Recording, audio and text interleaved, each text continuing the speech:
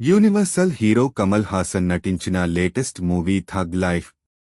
ఈ సినిమాను దర్శకుడు మణిరత్నం డైరెక్ట్ చేశారు. కాగా ఈ చిత్రం ఈరోజే విడుదల అయింది. మరి ప్రేక్షకులను ఏ మేరకు మెప్పించిందో సమీక్షలోకి వెళ్లి తెలుసుకుందాం. కథ: రంగరాయ శక్తిరాజు కమల్ హాసన్ తన అన్న మాణిక్యం నాజర్ తో కలిసి ఢిల్లీలో గ్యాంగ్స్టర్గా ఒక గ్యాంగ్ను లీడ్ చేస్తూ ఉంటాడు. సదానంద్ మహేష్ మంజ్రేకర్ గ్యాంగ్తో గ్యాంగ్ వార్ నడుస్తూ ఉంటుంది.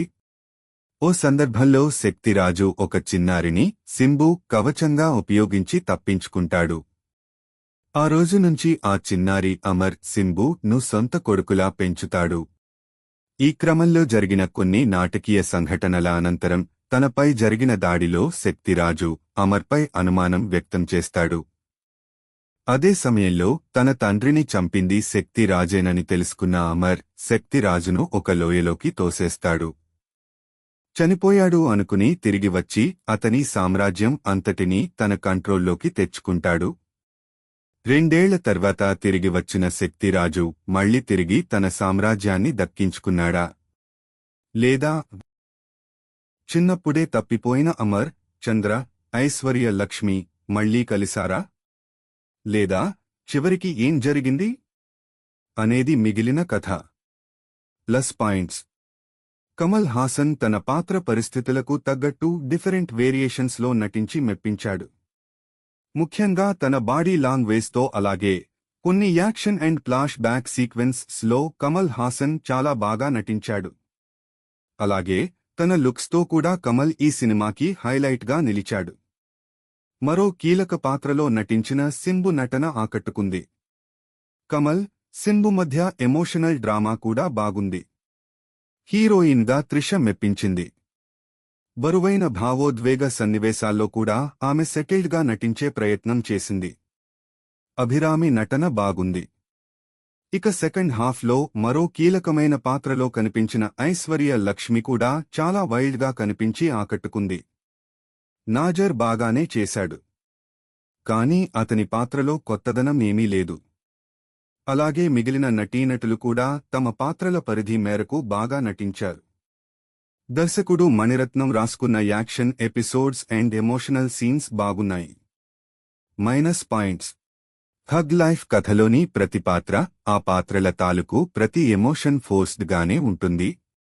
కొన్ని చోట్ల ఎమోషన్స్ పీక్ స్టేజ్లో ఉన్నాయనే ఫీల్ కలిగినా దానికోసం ఈ పాత్ర ఎందుకు ఇలా బిహేవ్ చేస్తోంది అనే అనుమానం కూడా వెంటాడుతూ ఉంటుంది. నిజానికి కమల్ హాసన్ పాత్ర తాలూకు గ్రాఫ్ను బాగా డిజైన్ చేసుకున్న మణిరత్నం అంతే స్థాయిలో ఈ థగ్ లైఫ్ సినిమా ట్రీట్మెంట్ను మాత్రం రాసుకోలేదు. ముఖ్యంగా ఆసక్తికరంగా థగ్ లైఫ్ కథనాన్ని రాసుకోవడంలో మణిరత్నం కొన్ని చోట్ల విఫలం అయ్యారు. చాలా సన్నివేశాలు బాగా స్లోగా సాగుతున్న ఫీలింగ్ కలుగుతుంది. పైగా గత తన సినిమా శైలిలోనే మణిరత్నం ఈ సినిమాని కూడా రెగ్యులర్ ప్లేతోనే నడిపాడు. ఫస్ట్ హాఫ్ను వేగంగా నడిపిన ఆయన సెకండ్ హాఫ్ని మాత్రం మరీ సాగతీశారు. ఒక్క క్లైమాక్స్లో తప్ప మిగిలిన కథనంలో ఉత్సుకతను పెంచటంలో విఫలమయ్యారు.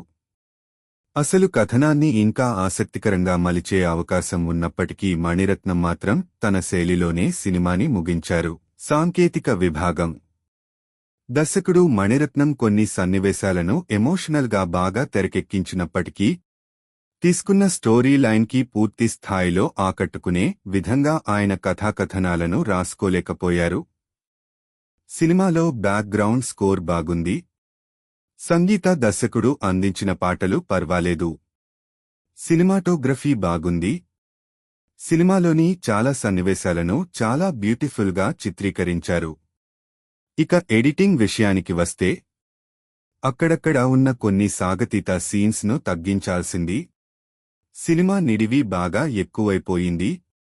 నిర్మాతలు ఎక్కడా కాంప్రమైజ్ కాకుండా ఈ చిత్రాన్ని నిర్మించారు. నిర్మాణ విలువలు చాలా బాగున్నాయి. తీర్పు: థగ్ లైఫ్ అంటూ హైవోల్టేజ్ ఇంటెన్సివ్ యాక్షన్ డ్రామాగా వచ్చిన ఈ చిత్రంలో కమల్ హాసన్ నటన, కొన్ని యాక్షన్ సీన్స్ బాగున్నాయి.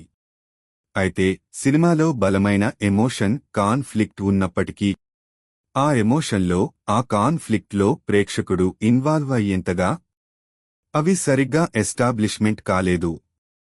దీనికి తోడు సెకండ్ హాఫ్లో ఇంట్రెస్టింగ్ ఎలిమెంట్స్ మిస్ అయ్యాయి. ఓవరాల్గా ఈ చిత్రం ప్రేక్షకులకు కనెక్ట్ కాదు.